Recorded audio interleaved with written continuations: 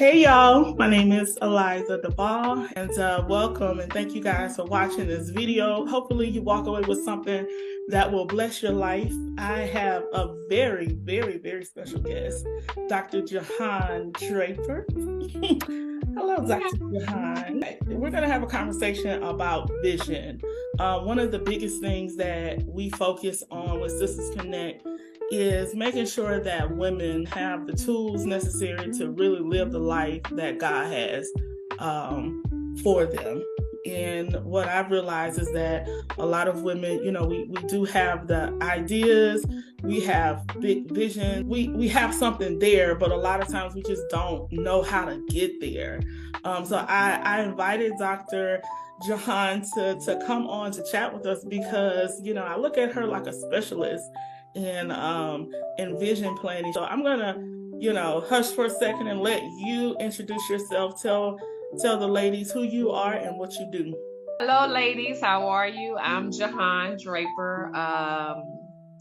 I'm here in Baton Rouge. I'm a barber stylist. I own the Loch Ness Barber and Beauty Shop, where I specialize in natural locks and cutting men's hair. I also I'm a teacher at church, and I also am a vision strategist, where I help people bring their visions to pass, where I teach vision board parties, vision frame fellowships, whatever you want to call them. I like to teach it from a biblical perspective. And that's about it. I live a quiet life, work, church, home. That's my life. We're just going to jump right in. I have some, a few questions just to get your insight on. Why do you think it is important to plan your vision versus just having an idea, having a dream, but actually having a plan in place to see that through? Well, first of all, it's important to write it down and to plan it, because it's kind of the way I explain it to people whenever I'm teaching the vision workshops is, let's just say if you have a bridal shower or a baby shower, you don't just invite the people. You actually sit down and you plan it out. You have everything set in place, from who's going to cook to who's going to take pictures, who's going to decorate. So that's why it's important to actually plan it, because when you actually write it down and you set your goals or you set your plans in place, then it gives you more of a visual to set in front of you, versus, sometimes we'll write it, but we don't actually plan it. You have to have a plan set in place. Let's just say when I opened up my shop, or when I got ready to buy my house, I had to sit down and calculate, plan down to the penny how much money I needed to make each month. I had to have a goal set in place. I had to have a plan in place, and how I was going to, my plan was, okay, how am I going to generate, or how am I going to generate these funds to meet the bills at the shop and to be able to pay a house note? So what you're saying is a difference between a vision and a plan. They go hand in hand. The vision, sometimes when we think about vision, we think about what it is that we see. We have to see it in our minds first. We have to see it in our imagination. Vision spiritually means divine revelation. What is it that has been revealed to us? The plan is more of the strategy. The strategy, okay. Bring it to pass. Right. How about we say there's a lady that says, I don't have a vision. How do I connect to God to get the vision? Because that's what it sounds like you're saying, that, God has a plan for our life. He has the vision for us. Yes. So then I'm assuming that we need to tap into his vision. And that's probably why there's a lot of people that are not reaching those goals, because that's not really what God wants for them, or they got it or they're going for it and then they're not happy with it. Right. And that's because it's not what God wants. So for someone who says, okay, what does God want? How do I tap in on the spiritual end? What would be the first basic steps you would give someone, especially someone who's not really very spiritual or deep in their word, who maybe is a baby believer in God, And it's like, how do I connect to what my purpose is? I usually ask people what their passion is, Mm. that you have a passion for, because passion and purpose are connected. Whatever it is that you're passionate about, that's what your vision is connected to. What are your gifts? What are your talent? And the word also says that that where there is no vision, the people perish. So I've seen people, they do things and they go into a field just because they feel like it's very lucrative. That's not really their passion. And I've seen that so many times where people do that. They go through school and they finish school and they get the job. They have the career and they absolutely hate it. Mm-hmm. What is it that you're good at? Mm-hmm. Whatever it is that you're good at, pursue that. And I tell people too, even like through my coaching, take a piece of paper and just write down everything that you're interested in, like you said, and everything that you're good at. And a lot of times it's hard. I don't know why it's even harder for women to just write down positive things about themselves. But like, what am I good at? What have people bragged on about me, even if I don't see it in myself? Because a lot of times people see it in us before we see it in ourselves. So what do people come to you for? What do they ask you about? Do they ask you for advice all the time? I did this workshop and the leader was like, can you call like the 5 people closest to you and ask them like, what are the top 3 things they think you're good at? Right. And I did that, and it was just surprising that everybody said the exact same thing. Like everybody said the same thing, but in different ways. And I was like, oh, like I knew I was good at that, but I didn't know you noticed. Like, or I knew that, or maybe I didn't really realize how good I was in that. So that's something I would encourage as well. Like ask people around you, because a lot of times we don't even see the good in ourselves. Ask God, like he's waiting for you to ask him. He created you, so he knows the blueprint and what he created you for. But we're also afraid to step out into it. Yeah. We're scared to step out into it, or it's like, well, I might have to go back to school, or, like that's going to take too much work, or, I'm too old or whatever. But I would rather you start over in something that you're supposed to be in than just be miserable, doing something that you're not. When you are in your purpose, then it doesn't feel like work.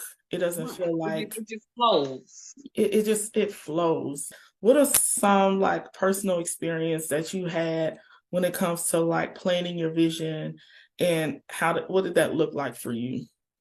Now my own personal testimony is I know that it works because I didn't even realize that for years I had been writing stuff down and it would come to pass. So I cut out certain pictures of things that I wanted to accomplish that year. There were some things that I placed on there that I personally would not have ever put, so to speak. But there were things that I was led to put on there. Me doing more public speaking. Once a person gets to know me, I'm a very personable person. But I'm actually go ahead. I'm actually very reserved. Something that I had written down that I wanted to be the class speaker when I was in Bible college, and it wasn't anything that I shared. I just wrote it in a notebook that I would be the class speaker for that particular class. So when I graduated with my doctorate in 2019, I was called and asked to be the class speaker. Wow. So that was the first time. It wasn't my first time speaking, but that was my first time doing on a larger scale of public speaking. Because there I was on this stage in front of more than 5,000 people. Oh, wow. And actually, that's what I talked about. I actually talked about the importance of vision. Some people call them dreams. I shared how God had given me a dream in like 1998, 1999, where I was dressed in all black and I was standing before this crowd. It doesn't matter if it takes 10 years, 15 years, 20 years, we allow ourselves to be led, then we'll ultimately end up where we're supposed to be. If you have something that is weighing on your heart all the time, in an area that you may be passionate about, you may want to pursue that. Whatever it is that keeps tugging at you, pursue it, because that's vision. So is it fair to say, for people to write down their interests, what they're good at, but also like what is like your burden, what keeps tugging at you, like what bothers you to make, to want to make a change? And it doesn't even have to be anything like major. Like you could be a churchgoer who sits in the audience, but when the choir sings all the time, it bothers you because they sing it out of tune, where you may be called to be in the choir. Right. I hear you saying is like God will give you snapshots sometime Oh yeah. of like, he'll give you the vision, he'll give you an idea. So, think back of things that, you thought of that you were like, oh, whoa, I wouldn't do that, but it could be God that's like nudging you and showing you a snapshot of your future. As odd as it may seem, sometimes we have to revisit our past. Yes. Something that we were good at, or something that we explored when we were in elementary, middle, high school, college. It may be there. And we got away from it. When I was a kid growing up, whenever people came to the house, I wanted to play teacher. We had to play school. We were playing two things. We were playing school, or we were playing church. And I had to be the teacher, and I had to be the That was your only two options for your friends, was school and church. That was it. Well, see, God he already put it in you. Me writing. Writing is something that I've always done. I did it in high school. I used to write for the high school paper. When I first got back into church, I started doing I did like a newspaper for a church, a newsletter for church. But now that I'm trying to write this book, it's like, okay, I know I don't have writer's block, but I just have to discipline myself to actually write it. And every time I talk about this, I'm so ashamed but I know that it's gonna come because I've been writing this book for the past 10 years. So then we're going to hold you accountable. So Dr. Jehane Draper is going to have a book coming out in the next coming years, possibly months. It's going to be released in Jesus' name. So we're going to have to hit her up and ask her, where's the book, sis? It's deeper than just a vision board. It's deeper than, I'm writing a plan. It's a spiritual principle. So can you share, like on the spiritual end, like the importance and the impact of like vision and planning? Like, what does the Bible say about? Let's see. The Bible in Habakkuk 2:2, it says, write the vision and make it plain. And then in Jeremiah 29:11, it says, for I know the plans. This is God talking. He says, for I know the plans I have for you, declares the Lord. Plans to prosper you and not to harm you. Plans to give you hope and a future. So God's plans for us is to prosper. That's the word. It's important for us to be led by God, spiritually speaking. It's important for us to not be fleshly, because there are a lot of things that we want to do. The word says that many are the plans of man, but it's the Lord's purpose that prevails. We have plans to do this, we have plans to do that, and the next thing you know, we do that, but then we don't have peace in doing it. I would say also there's power in words, so you have to be careful what you write and also what you say. What you say, because the word says that you should have whatsoever you say. It's important for us to be mindful of who it is that we're sharing our visions with, because people are the enemy. I'll say the enemy is so crafty at times. Sometimes he'll use a word of discouragement from somebody that's close, any little thing that will get us off track. Like, you want to do that? you're gonna have to pay all this, so that's gonna be a whole lot. One of the things that I want to do, I want to. Well, I'm gonna say it. One of the things that I want to do, I don't know if I still want to do, but I'm gonna say that I wanted to do, and I may do it. I don't know, but I wanted to go to law school because I feel like I would be a good lawyer. I feel like I'd be a good judge. I'm like, oh, that's gonna take so long. Right. I can see it. I can see you being an attorney. And now for that right there, that wasn't even a person discouraging me. That was me in my own head. Yeah. Like, oh, it's gonna take so long. Yeah. And we kill our dreams a lot of times before people even get a chance to. Yes. We outthink it. You know, we get an idea, and you know, and I'll say, even for myself, I'm a thinker, I'm an analyzer. I'll analyze it to death. Yes. I do. I'm an overthinker. I'm gonna plan. See, I overplan. It's like, man, that's enough. Like, that's God for me. Like, ma'am, he taps me on my shoulder. Ma'am, that's enough. Right. Like, how there's not that many details. And I think a lot of times though, that's a trick of the enemy to get us stuck and caught up into our own way. So that's something we definitely want to be mindful of, distractions on the outside, but also internally, when we put things out, being careful who we talk to.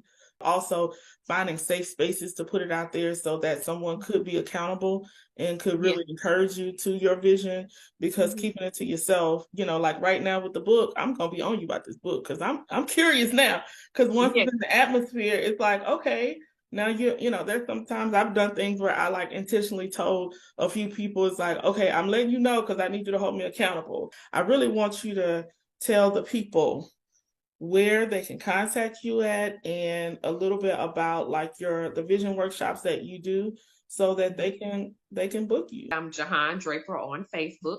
If you're friends with Eliza, then I'm her Facebook friend as well. You're also free to reach me at 225-288-6525. Once again, that's 225-288-6525. And I'll be happy to come out and teach a vision workshop. And today was, just really a snippet of, just your knowledge and your insight on vision. The workshop, definitely goes a lot more into detail. What I like a lot about what you offer is that it's just not about planning, creating a plan. You go really deep into the spiritual side of it, which is really the foundation. Contact her, if you can't get through to her, contact me and let me know, and I'll get you connected. If you want her to come out to your events or church or conference or whatever, and one-on-one. I'm the type of teacher. I'm not moved by crowds. If I can help one person, I'm going to help one person. So it can be one, it could be 10,000. There you go. I'm just a willing vessel.